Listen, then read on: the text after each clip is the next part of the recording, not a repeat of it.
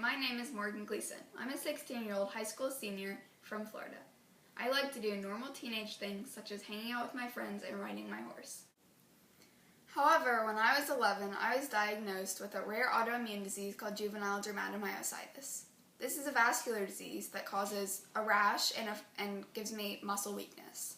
It also causes fatigue and joint pain. Because of this, I see 12 different doctors, I take 21 pills a day, and I go into the hospital monthly for 2 different infusions.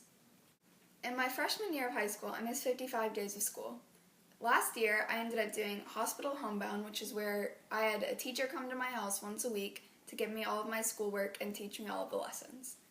This was because I ended up getting meningitis as a side effect of one of my treatments, IVIG, and I was put out of school for weeks because of that. When I was in the hospital in January, I made a video about how I was frustrated with my hospital experience. The video talked a little bit about how I was getting frustrated because I wasn't getting very much sleep, and sleep is important for healing. It also talked about how the doctors and the nurses were talking directly to my mom instead of to me. I had no idea that so many people were having the same experiences that I were, and I didn't know that my video would be spread so quickly all over the world. After seeing people's reactions, I've been inspired to start speaking out about patient experience, and I started a blog and Twitter.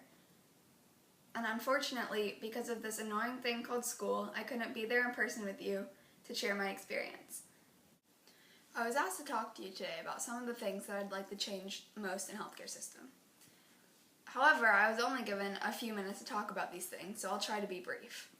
The first one being patient preferences. The healthcare system tends to do things the way they've always done them and not the way that currently patients would like them to be done. So, as an example, I like to get my IV done and my labs drawn separately from when they put in the IV originally. And a lot of the nurses, they find this really strange, and they always try to convince me to do it the way that they have always done it instead of doing it the way that I have found makes it less painful and easier for me. The second point involves shared decision making. Too often, doctors just give you a plan and expect you to follow it. However, it would be much better if the doctors and patients collaborated to come up with a plan that works for both of them. An example that I have is last year when I was doing hospital homebound, at the end of the first semester, my doctor thought it would be best for me to go back to school because I needed socialization. However, after discussing this, my doctor and I realized that I was getting plenty of socialization without having to go to school. A third thing is a lot of things in the healthcare system are focused around convenience for the doctors and not convenience for the patients. For example, there are a lot of appointments that are scheduled unnecessarily when they could be covered with a quick 5-minute phone call.